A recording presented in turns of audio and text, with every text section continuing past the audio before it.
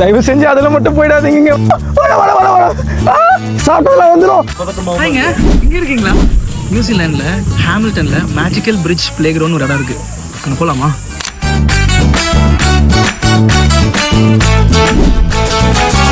சின்ன குழந்தை மாதிரி ஸ்லைட் பண்ணலாமா? ஐயோ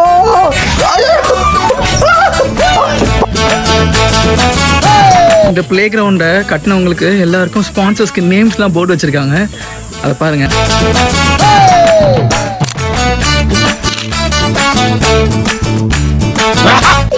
நல்லா இருக்குல்ல இந்த இடம்?